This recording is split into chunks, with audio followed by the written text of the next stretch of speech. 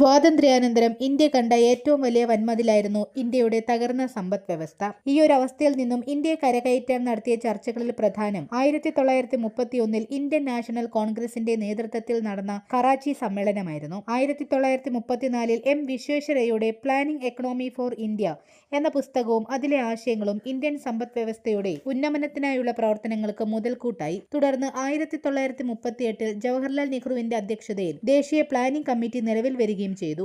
Indian ആസൂത്രണ കമ്മീഷന്റെ മുൻഗാമി എന്നാണ് ദേശീയ ആസൂത്രണ കമ്മിറ്റി അറിയപ്പെട്ടിരുന്നത്.